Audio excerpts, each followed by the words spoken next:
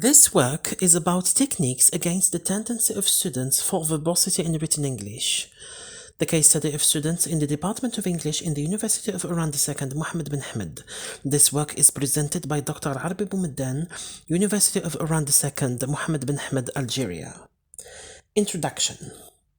Beginners and non-beginners in foreign language writing alike are very likely to fall into the unconscious tendency for long redundant expression, boring to read.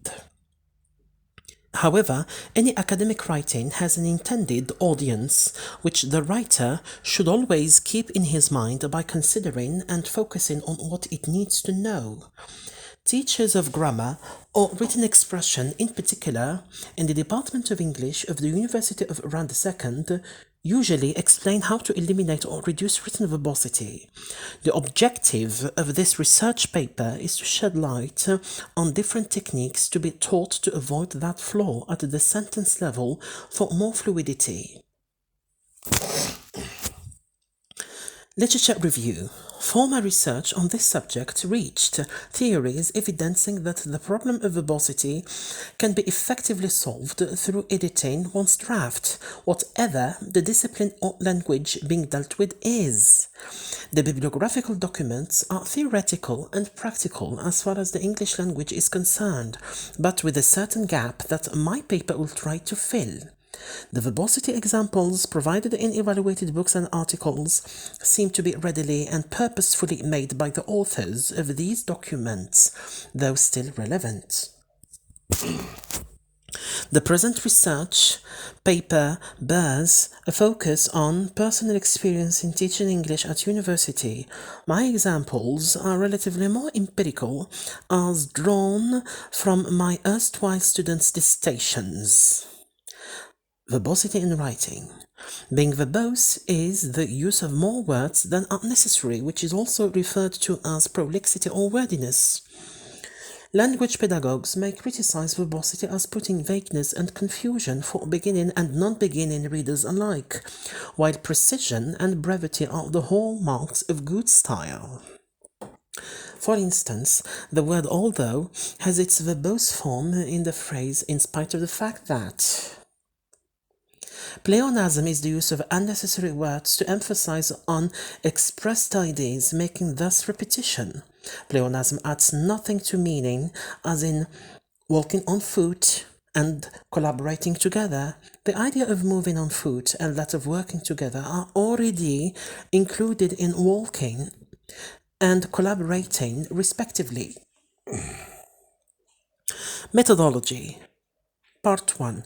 Data. This research is largely carried out on samples of different level licence students' short individual dissertations made in classroom on civilization and technical English within limited time and with no documentary support being authorized.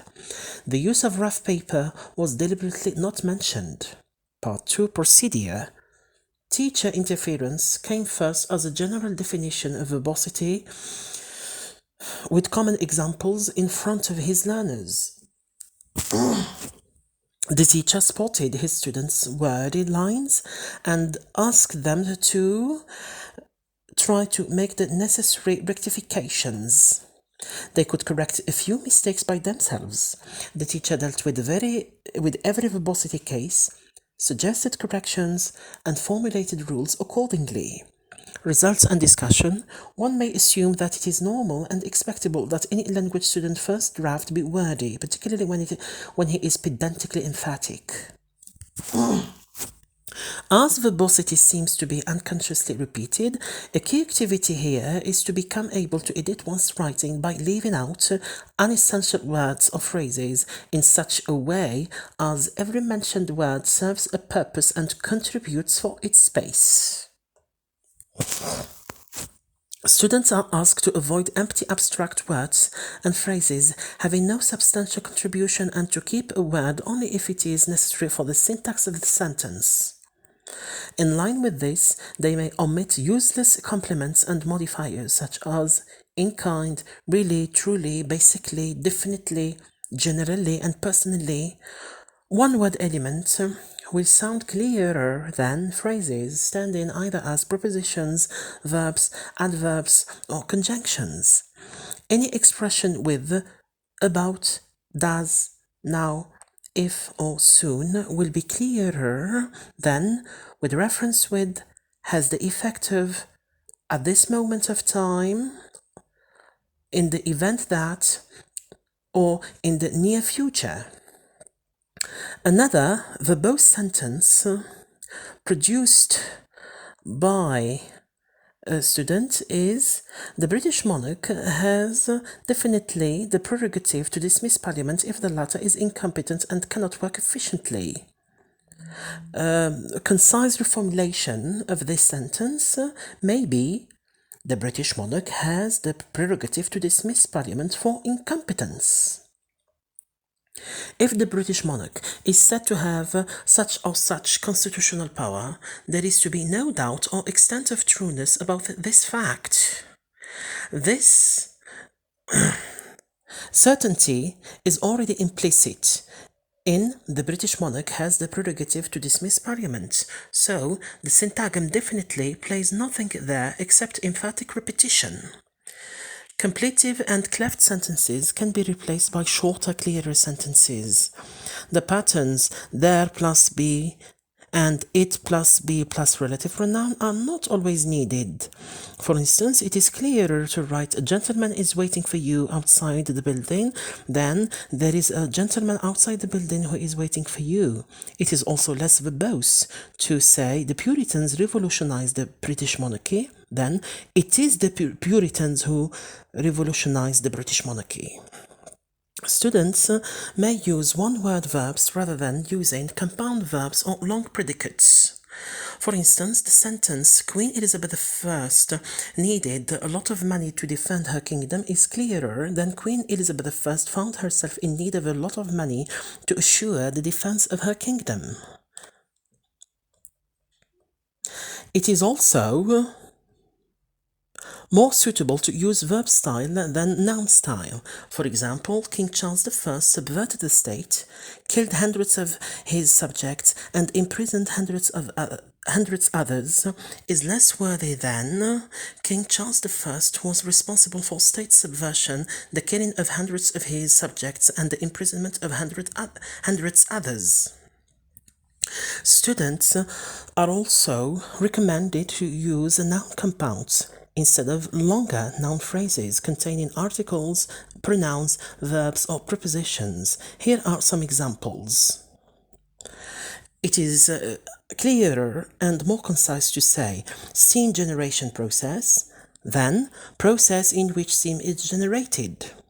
It is clearer and more concise to say Tudor England State Church than Church of the State of England under the reign of the Tudors.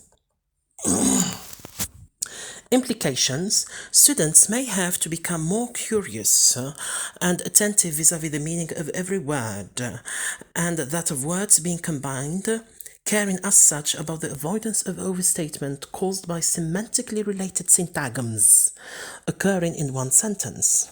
This research paper urged that learners to make the right choice of least enough words by studying both word and larger units' meanings. Students get more committed to rereading, editing, and redrafting to be done before submitting any paper supposed to be in academic English. Conclusion. By way of conclusion, verbosity makes reading uneasy and understanding likely to be not full. Students of the Department of English in the University of Oran II are taught techniques to spare this mistake by compressing expression into the least possible words to convey meaning in correct language. In other words, by omitting what the reader can effortlessly infer. The research findings may be seen as a help for second-year master students to write properly their graduation memoirs and even get prepared for doctorate competitive exams in which academic English is essentially required and highly evaluated. I thank you very much for listening